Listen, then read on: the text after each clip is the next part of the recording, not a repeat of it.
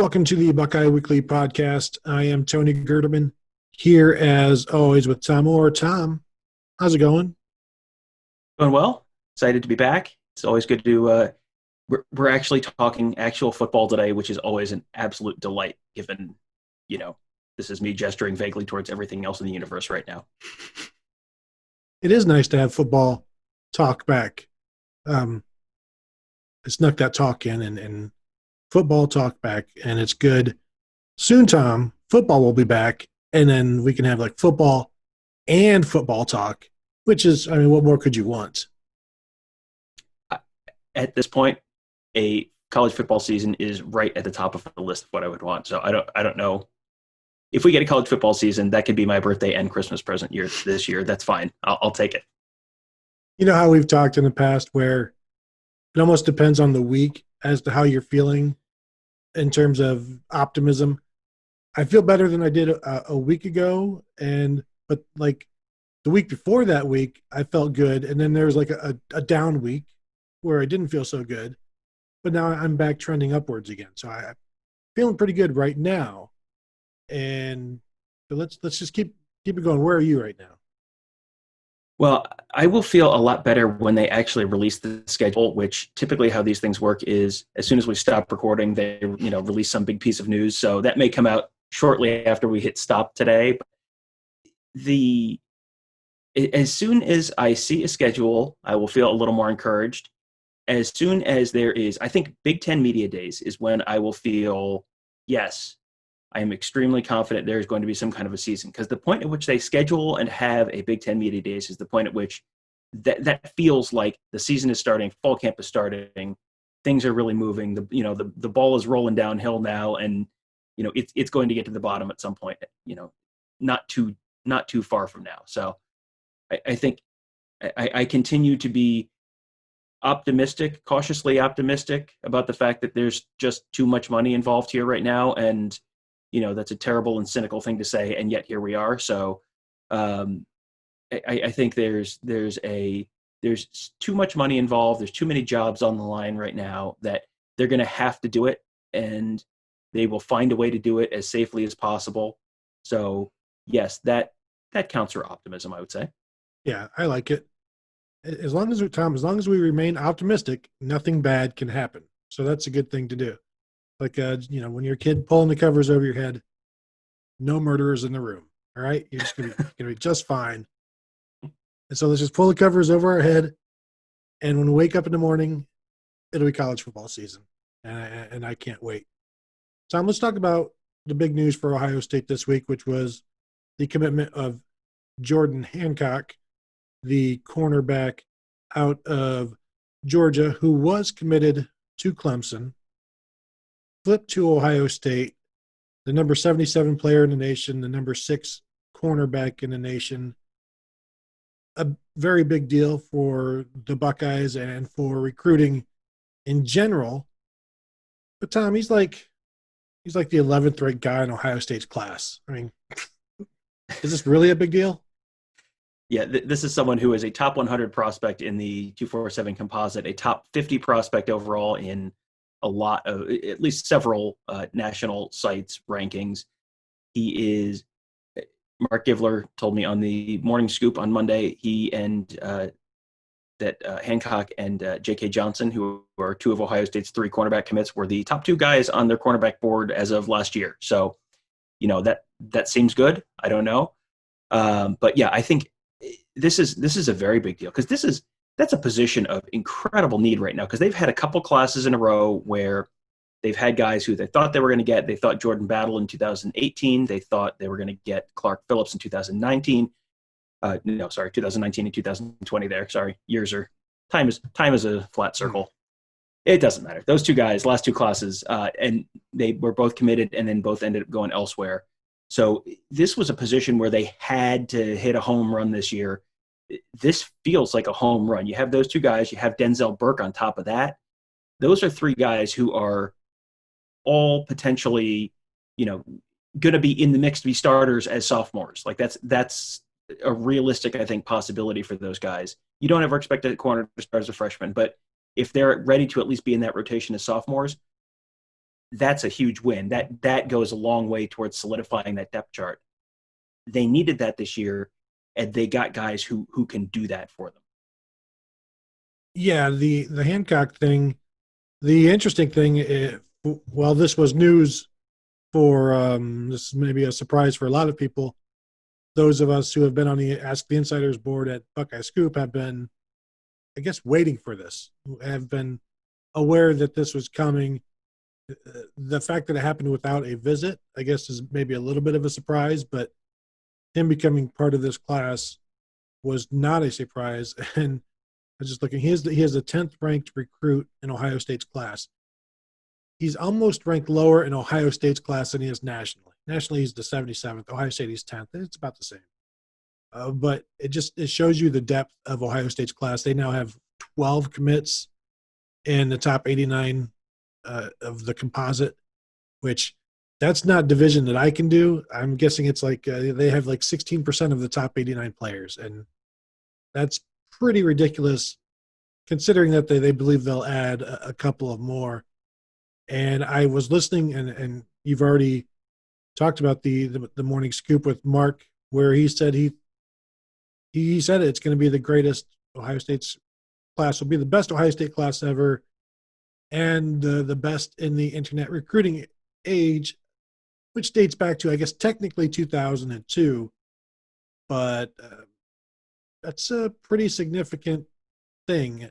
Sure, it's just a statement, but it's also very possibly going to happen, especially as he said, like if visits were to happen, then you can start writing some of these guys in ink. Yeah, I think that there's always a little bit of uncertainty right now for everybody's class, just with, a lot of these guys are committing sight unseen. Like you said, Denzel Burke has not come to Ohio State yet. There are guys Jordan Hancock came to Ohio State last November. The thought was he was going to have to come back to Ohio State to really get comfortable with things. I think at least one or maybe both of the five-star guys out in Washington have not had a parent out to Ohio State or haven't been out to Ohio State at all yet. So you're going to want to have visits back to sort of get on more comfortable footing with where things are with all of those guys probably. But to be where they are right now is remarkable, because it's not like they're the only team dealing with this uncertainty right now. Everyone is dealing with this uncertainty. Ohio State just was so aggressive as soon as this all started with going out and getting with people and talking to people and communicating and Zoom calls and all that kind of stuff, that they got guys kind of locked in, I think, before, maybe they caught other programs a little bit flat-footed who were maybe sort of thinking, we'll wait this out a little while and see how it goes. That has been huge. And you've seen just the Ohio State class itself going out and recruiting. Ben Chrisman, the offensive lineman from Northeast Ohio, he's another top 100 kind of guy. He was trying to get, Emeka Egbuka to Ohio State and someone else. Tristan Lee to OSU trending on Twitter. Like you see these guys working actively out in public. They're working actively behind the scenes. They're working, there are texts and DMs flying all over the place. This is a program that the recruits are working very hard. The coaching staff is working very hard. Mark Pantone and his staff are working really hard. And that's where you're seeing these results right now, that it is a full, they are attacking on all fronts right now, and they're making really incredible progress. So, there's always a possibility you lose someone. I think the consensus right now is there's no one that's a real immediate concern in terms of being a flip, and that if Ohio State can get guys back on campus this fall, there's a better chance that Ohio State is flipping some other schools' committed prospects than Ohio State losing guys to somewhere else. Yeah, of all the years to lock up a bunch of guys, and I say lock up, of all the years to get a bunch of verbal commitments this early, the year where there's a pandemic and there are no visits going on, Ryan Day could not have picked a better year to be this aggressive. Because early on we talked, and I would say, like, I don't know if it's a good idea to get all of these guys wrapped up so early, because it would remind me of what Texas would do with Mac Brown, and then you just build a culture of fat and happy guys who are just happy to be commits, and they're happy to be at Texas. And it was just this self-fulfilling thing that it just produced a soft program. And so that's where my thought was with that. But clearly, Ryan Day, who we know listens to the show, but made the decision, a wiser decision than my concerns. My concerns were not validated, of course. So he went out and locked up a bunch of guys. Do you think he knew? I don't want to throw any conspiracies out there, but and it would be very irresponsible to even go down this road. So I probably won't. The start of every good question. Yes, go on. But of all the years to just lock up a bunch of commits and really be aggressive early, he doing it this year was a pretty good, I guess, bit of luck. And that's not a great word either, considering what we're going through. But Ohio State is in a lot better position than a lot of other schools based on being out in front so early. And we'll see that bear fruit here in the next few years.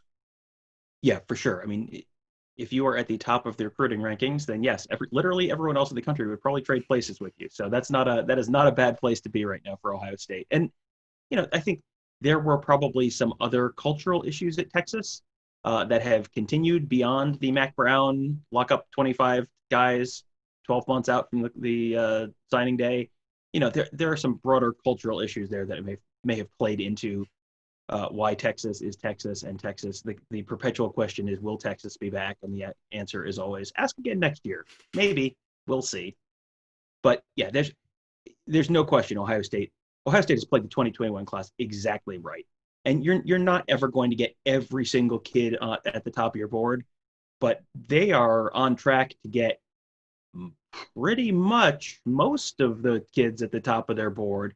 And I mean, you keep going through these eras of Ohio State football, and this is the golden age of Ohio State football. I think people remember talking about that in the mid 2000s when Jim Tressel was coaching, and they'd won a national championship a few years before, and they're winning the Big Ten every year, and it's like, this is the golden age of Ohio State football. And then Urban Meyer comes in, and they win 23 in a row or 24 in a row, and then they win a national championship the year after that, and they haven't lost to Michigan since 2011, and they're recruiting right near the top of the national recruiting leaderboards every year. They've got the second class of the year, the third best class of the year. It's like, this is the golden era of Ohio State football.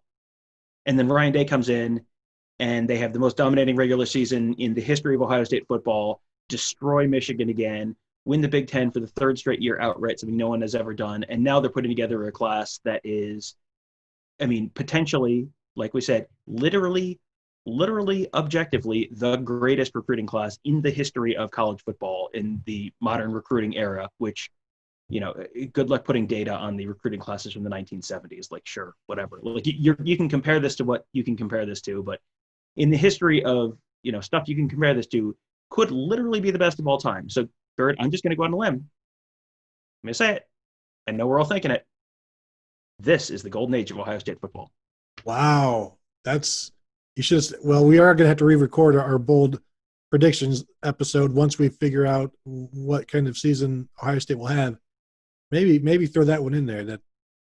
Although that's no longer a prediction, that's just a statement. That's a declaration. It's here. We are in Facts it. Only. Yeah. And I thought if Ryan Day could just be somewhere in between Urban Meyer and Jim Tressel, that's good enough. That's all you can ask for. Turns out he's like a combination of Urban Meyer and, I don't know, Nick Saban and Vince Lombardi and like Michael Phelps. So you got to throw somebody else in there who is also great. And he's granted, it's just 1.3 seasons, but it's been pretty good. So getting back to Jordan Hancock, he joins, you already mentioned Jalen Johnson, but there's also, and Denzel Burke, who's the number 7 athlete in the nation, but he'll be playing corner. The number 4 safety, Andre Turrentine, and then Jansen Dunn, the number 11 safety, and Jalen Johnson, the number 24 safety, who Mark Givler keeps comparing to Darren Lee. So seems good. Seems good, and I think most everybody expects Jalen Johnson to end up at linebacker, which is why they continue to pursue Pennsylvania safety Derek Davis.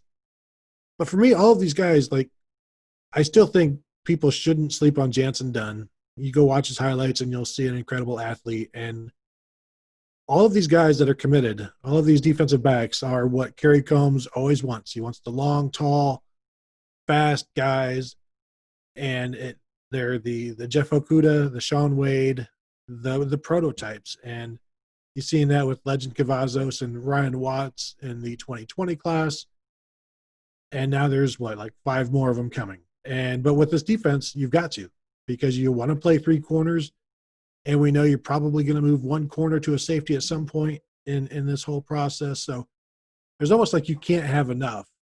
And I think one more defensive back, be it Derek Davis, probably, and they'll shut it down. I don't think they need any more corners right now.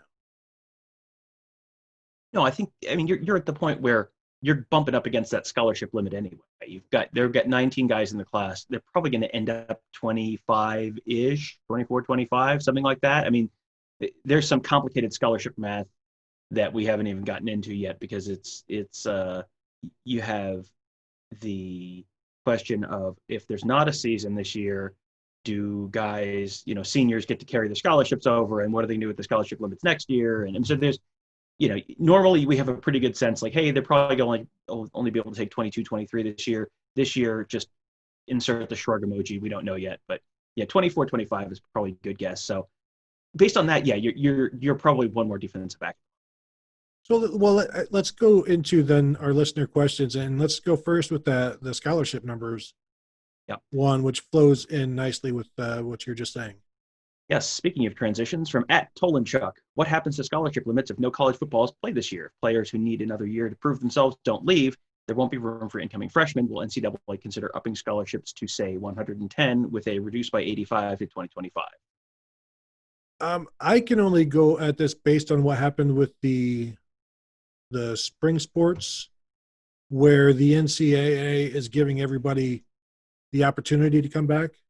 All of those scholarships, or the spring sports, because the winter sports was already pretty much concluded, but all of the spring sports, where everybody is given the opportunity to come back, and basically those scholarships wouldn't count against the limit. So in theory, like, you could bring, if football were to follow those sports, or if all fall sports were to follow the winter sports, you could in theory bring everybody back who wants to come back. The NCAA would give the players the opportunity, or give the schools the opportunity. But as we saw with the spring sports, not all of the schools were bringing people back. Wisconsin was like, no, we're not doing it. It's too expensive. Ohio State chose to bring everybody back who wanted to come back. Not everybody wants to come back, and not everybody would want to come back with football. But I don't think it would be I don't know that you need to expand everything. You just need to allow those people to go through the process of finishing out their career. It's like everybody would get an extra year of eligibility, because that year wouldn't count. But I don't know that you need to raise anything. But Tom, the problem comes in then if Wisconsin chooses, or whatever school says, no, we're not going to bring anybody back, and they're at 85, and Ohio State's like, we're going to bring everybody back, and they're at 105. Now you're talking about a distance between 2 schools in the same division, and the FCS and the FBS, which is about a 20 scholarship difference. And so the football programs make more money, but are they going to want to pay for all of those scholarship players to come back, especially if they're not, if it's not Jonathan Taylor, Right. Yeah. There's a lot of questions there, because I mean, if there's not a football season this fall, and there's not a football season next spring, you're going to have a lot of athletic departments in real bad shape financially. And even schools that right now bring everyone back, you don't know for sure if they are really going to be able to bring everyone back next year, if there's no football to pay for everything in this academic year, kind of the worst case scenario. That opens up a whole bunch of possibilities for things that right now, yes, of course they're planning to do that. Will they be able to do that in 12 months? Maybe. Things are going to get real dicey. And, there's all sorts of stuff with the scholarship math, and that's not necessarily all money that's coming directly out of the, is Ohio State paying the full freight rate and writing a check for that much to the school itself. I mean, you're kind of moving money from one pocket into another. So, is that really, uh, you know, can you count that full amount like in reality and not just on a balance sheet? Like, yeah, maybe. So there's just a bunch of questions there. But yeah, there are some competitive balance issues that raises for sure. Like you said, I mean, if it's 105 scholarships versus 85 scholarships, and it's 105 scholarships for Ohio State because they can afford to do it, and it's 85 scholarships for Rutgers because they can't afford to do it, and Rutgers also has, maybe they have a year of transition where they've lost some kids, and so now they're 82 scholarships. I mean, not that Ohio State and Rutgers were particularly competitive the last few years, but I mean, you're really basically not playing the same sport at that point. So it just, I guess the question comes down to, is the NCAA going to prioritize the student athlete experience as they always claim that they will, or will some other concerns supersede that? And Gerd, I have a feeling I know what the answer is. Well, and Gene Smith has talked about we have to kind of don't worry about the competitive balance aspect and just be happy that there are sports. I can't imagine the NCAA would put a limit on who is allowed to come back. Like either everybody is allowed to or nobody is allowed to. It wouldn't totally be fair to be like, we'll allow 5 guys to come back because then you're going to be cutting 10 guys, which isn't exactly the collegiate experience that these people signed up for. But then it comes down to you leave it up to the schools. And as we've seen with the NCAA, with just their recent guidelines for returning to action, they are okay with leaving decisions like this up to other people so that they don't totally look like the bad guy. They're okay, like just wash their hands of it and say, you can go do what you want. We're allowing you to do this. And then if Wisconsin or Northwestern or whomever is like, no, we're not going to do it, then it's like, oh, we told them they could. We're trying to make things right for the students. But like, as you said, say it costs $250,000 for the average college football or the average guy at Ohio State. If he's just a guy in a line to get food and he's just a guy in a line to get a workout in, is that really $250,000? No. Is it really going to cost $250,000 to bring this guy in? No. The food is there. I guess not even the room and board, the scholarship, the rent check is part of that. But I'm with you. Like when they factor in these big numbers, I don't believe them entirely when Gene Smith said it was like $1 million to bring back 32 winter athletes or whatever, spring athletes or whatever it was. Yeah, I mean, there is the money, and then there's the money, and there's just, it's complicated. Like as with everything in this whole situation, the answer is it's complicated, and there are a lot of variables out there floating right now that we don't know. When we find out how much of a season gets played this fall, or if there's going to be a season played next spring, that will probably answer a lot of these questions. But yeah, in the scenario where there's no football played during the 2020-2021 academic calendar year, which is the scenario where you'd really be bringing people back. That's also the scenario where it's probably most unlikely that a lot of schools would be willing and able to do it. So that's kind of a tricky situation. Because you'd be like, do we want to bring in, if the money, assuming some of the money there is real, it's like, well, we could bring back 10 football guys or we can keep rowing. It's like you're going to have to start making some of those decisions, which is, terrible. Yeah. Yep. Next one from @Jared the Buckeye with the Jordan Hancock flip. Is there a chance on flipping Barrett Carter from Clemson also? I've seen Henderson trying to get in his ear, but I don't know how likely it would be. This is something I talked to Mark Givler about on the Morning Scoop on Monday. Barrett Carter is a linebacker from the same high school as Jordan Hancock. They were both committed to Clemson. Now Hancock has flipped to Ohio State. That's someone that Ohio State would probably love to get, but based on Mark's information right now, it doesn't sound like that's super likely to happen. He thinks Race John Davis, who's another very, very highly ranked linebacker from Mater Dei High School out in California, he thinks he might be a more likely flip possibility than Barrett Carter.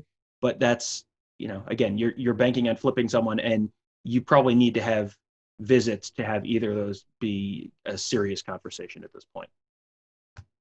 Yeah, I have nothing else, Tom. You were the voice there. There you go. Next one from @Rutro Wouldn't it be great if the game ruined your Thanksgiving for once? And I feel like there's some important context. According to Rutro Twitter account, he lives in Michigan. So Yes, he is a Michigan fan. Yes, seems like that's important context to add here. I think the positive thing here possibly is that the game won't ruin his Thanksgiving this year, because it may just ruin his Labor Day instead. It might just ruin some weekend in September. So that'll be great. Assuming we'll get the football schedule here shortly, Tom. I think that's why it's a good thing. We're just recording to get people behind the curtain here. We're just recording one show right now, because if we were to record the Tuesday show and a Thursday show and maybe a Saturday show, I guarantee the schedule would drop, and we would have to re-record something. So, or maybe we should record 3 shows. That way we can force the schedule out into the open, and then we can talk about it. But I don't think Thanksgiving is going to be ruined this year by the game. I'm starting to feel like it's going to be a September thing. Tom, where are you? You know what? If there is an Ohio State-Michigan game this year, I will be very thankful for that on Thanksgiving. Hard stop. End of sentence. Let's play some football. Let's have a nice college football season in whatever weird format it ends up taking. I will be very thankful for whatever football we get this year. So if people are complaining, if it comes out and it's scheduled September 12th or whatever, and there's oh, that's not Ohio State, Michigan, how dare they? Just let's not be so entitled that we can't just be happy that, hey, it's Ohio State, Michigan, and it looks like we're going to get it. So let's just be happy with that and worry about next year. We can worry about it should never be a night game. It should always be this. It should always be that. This year, if they want to put it on a Wednesday at night, I don't care. Fine. Whatever it takes, just make it happen. Yes. Next one from @Brock774114889. Trayvon has announced Trayvon Henderson, the Ohio State running back commit from Virginia, has announced his early enrollment given the absence of Virginia football. Virginia canceled all of its high school football. If you did not see that, so there's no Virginia high school football this year. Any such plan for Tristan Lee? Does the Virginia decision affect his recruitment? And I have not heard of anything from Tristan Lee. Tristan Lee is a 5-star offensive lineman who is Ohio State would love to get. They're not necessarily the favorite right now, but what do you think here? I mean, anything? I have not heard any plans from him on what he planned to do. No, I know there's some thoughts that IMG might get involved here. The academy down in Florida, they play a national schedule. There's been a lot of kids, top prospects, looking out at Arizona as well, in terms of just transferring out there for the year, trying to find places to play. But yeah, I haven't heard anything from him other than I saw him tweet some positive Ohio State stuff, retweeting the Ben Chrisman stuff. So they're going to be working hard on him. It's an interesting thing with what Henderson is doing, just getting ready to become a freshman and training like that. And because there was some thought would he transfer was, IMG and an option for him. And these kids right now, I think they're just dealing with this kind of news, and then they have to process it. And okay, then they have to weigh all of their options and see, because there's no guarantee you're going to transfer somewhere and play. There's no guarantee you're going to transfer to a state that is going to be playing. California, I just saw they're moving their football season to the spring. So there's no sense in traveling and transferring out to California if you're looking to enroll early. And, if I haven't heard anything about Lee doing that or anything like that. So I'm sure everybody's going to be paying attention to what a 5-star offensive lineman who is still on the market will be doing every step of the way, though. Yeah, and I mean, there's some real interesting stuff here with how, you asked how this affects his recruitment. California moving to the spring.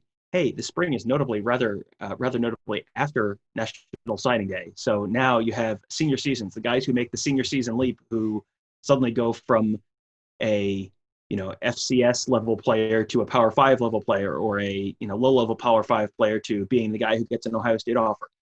Those guys will maybe not have a senior season now before National Signing Day. So that's really gonna change some stuff for them as well. And maybe do people reclassify from 2021 to 2022 to try another year, or gray shirt prep school, or gray shirt. There's just this is going to have all sorts of fallout for people who are high school players for 2021, who are, I mean, the guys who are the real high level guys are going to be fine.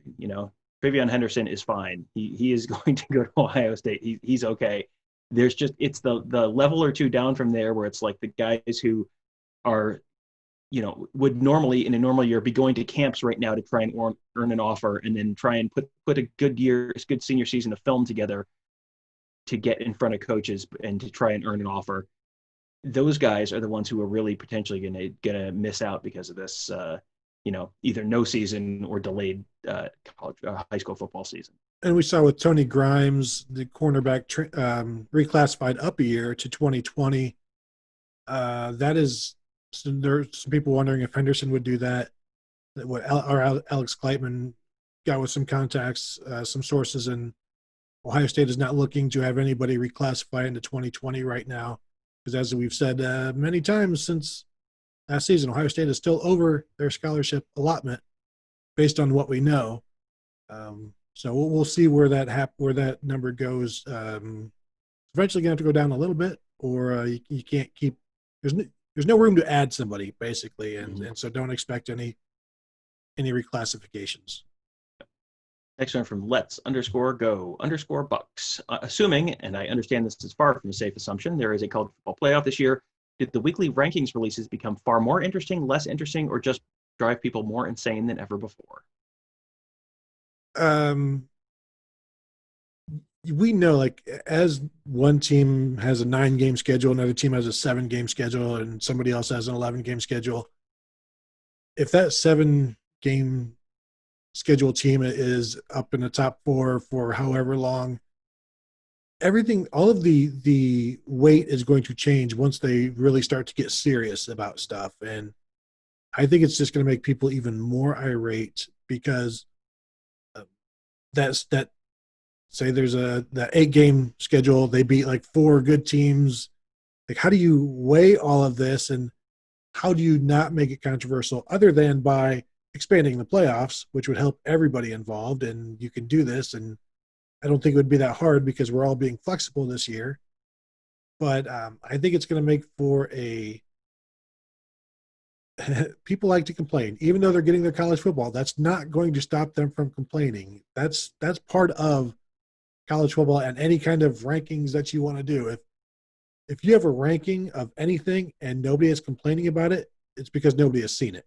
And I would expect a lot of teams to maybe have more, I wouldn't say, but maybe more of a claim, because there are fewer big games. So, like, it puts the bigger teams in doubt maybe, and has some teams off to the side saying, hey, don't forget about us. Like, you might have more UCFs, but from like the Power 5 levels, like Minnesota or something like that, would be, hey, don't forget about us. When all of those teams are usually the ones that schedule nobodies in a non-conference, and they just start out 3-0 or whatever. I think you're going to have some people who are just not happy. And I know that's a bold prediction to say there's going to be some college football fans who are unhappy with the rankings, but I think it's going to make for some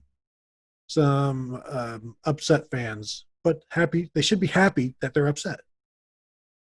It does. My first thought when I saw this was, this is going to set a world record for the most disingenuous year of arguing, because people know that this is a year that's not going to set a precedent from any other year. So it's just going to be like, listen, how can you say that our record on evenings when there's a full moon should not be the determining factor to breaking this tie between us and this other team? Like, it's crazy. How could you possibly think that? This is not a normal year where it's like, well, you have to give us credit for having a really good out of conference schedule, because that really shows that we're being bold and we're playing a strong schedule. And then the next year you have a weak now out of conference schedule. It's like, well, you can't hold that against us, because like there's always a little bit of intellectual dishonesty there.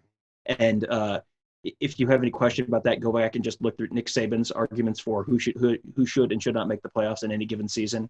It is not the most intellectually consistent position, maybe, that you would say from year to year. This year, I think it's going to be just complete Thunderdome on and I think week to week, I almost am less interested. I'm extremely not interested in watching that show every week. I'm almost less interested this year because it's just like, Yeah. at the end of the year, they're just going to look at it and just throw all the names in a hat and go, yeah, okay, it's these four, and it's because reasons, and Mhm. that's going to be about it. So what they're saying about teams in the second week of November, when it's possible some teams might have basically finished playing their seasons at that point, or they're only 3-0 and it's November 10th, then they're going to play three more games after that or whatever, and someone else has played 10 games already at that point. Like, what they're saying at that point makes no difference to me. This is, of all the years to not really get too worked up over this, this is it. Like, if there is a college football playoff selection show, that's great. That's about the 75th percentile outcome for this season. Just if there is a college football playoff selection show in the beginning of December, like, this has already been a pretty great season if you just get to that point. So yeah, I would say let's not get hung up on the minutia. Don't sweat the small stuff. And this year it really is all small stuff there. But Tom, what if the committee takes that approach and takes that attitude, and at the end they spit out Alabama, Georgia, Auburn, and Clemson, and they're like, "Here, you should just be happy." Mm-hmm. Aren't you going to feel like an idiot?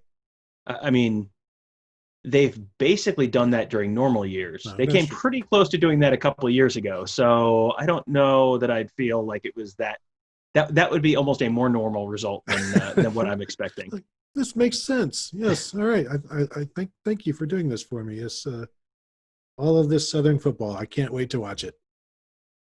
Last one, and we will follow the old podcasting axiom: always end on an up note. From at Whetstone TKD, I hate to ask, but has Justin Fields thrown his last game pass at Ohio State?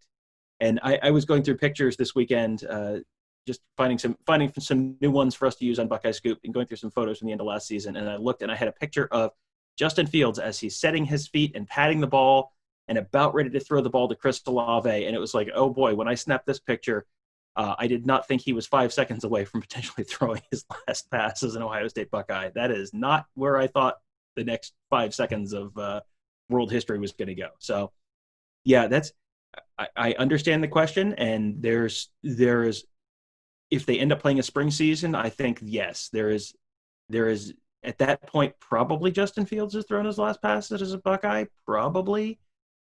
If they play a fall season, no, I think Justin Fields probably plays, and I think I'm still fairly optimistic, cautiously optimistic about a fall season. So I'm going to say better than 50-50. The answer to this is no. What about you? Yeah, because we touched on this in the listeners' bold prediction show, where this was one of the listeners' bold predictions, I believe. And but I feel like it's I think we'll see him throw again. So I don't know if that makes this a bold prediction or incorrect, but I disagree with it. I do think we will see him throw again. But there is, Tom, what if they go ahead and play and he doesn't throw and they just run the ball all the time? They just run it, run it, run it. Like Urban Meyer comes back. He's the head coach now. He's calling the plays. And Justin Fields just runs it 22 times a game, never gets to throw it. So, I mean, he could come back and still not throw the ball. So I think there's some wiggle room there for everybody. The who was it? John Pacenta, the 1976 quarterback who was the leading passer for Ohio State, who's led the team with one touchdown pass that year. I think it was 1976. Yeah, I think that record is within range. This could be the year that mark for the fewest touchdown passes by the leading passer finally gets broken. The picture that you're talking about, then like a few pictures after that, you've got one of Chris Olave on his knee, like in the end zone, just from the back, just looking so distraught. So many pictures from that game where players are just leaving like they know that the better team didn't win that day. But it's a show for another day, Tom. As you said, end every podcast on an up note. and what they didn't know then is, hey, it's about to get way worse than this. It's true. Just be happy you got to play in this game. All right, Tom, that'll do it. Thank you everybody for listening. Tom, you got anything before we go out? No, just if you are interested in reading Tony's work, or we will, you can find all of that at buckeyescoop.com. A lot of it is in front of the paywall, so you can still read lots of good stuff from him and Mark Givler and Bill Green and all those guys. A lot of really, really interesting information. As someone who has covered this team for a few years, I'm pretty, I feel like I have a decent sense for what's going on with Ohio State football, and yet every day reading some of those other guys, I feel like I'm learning new stuff every day. So it is worth taking a look there. And then if you like what you see, sign up, give a month of membership a try, because there's a lot more on the Ask the Insiders board. Lots of insights on recruiting, lots of insights on the 2020 team, stuff that we can't necessarily say 100%, but here's what we're hearing kind of stuff. There's a lot of stuff that's in there that you really can't find anywhere else. Give it a try for a month. We have the feedback we've gotten from the early subscribers has been incredible. Give it a shot. It's like the price of a crappy chain store pizza, so you really don't have very much to lose. And as we are getting ramped up towards the season, there is going to be more and more content there. So it's already a tidal wave of content, it feels like, on some days, and there's just going to be more and more and more. So start getting excited for football season. I feel like we are trending maybe in the right direction in some ways. So it'll as we get closer, there's only going to be more good stuff there. So give it a try at BuckeyeScoop.com. Yeah, and if you're into basketball recruiting, Mick Walker is always on the road. Was out looking at Kalen Netzler and Michi Johnson the other day, and so there's something for everybody. Check it out, and we're always on the board hanging out for that stuff as well. So thank you all for listening. Check out BuckeyeScoop.com, and we will talk to you later.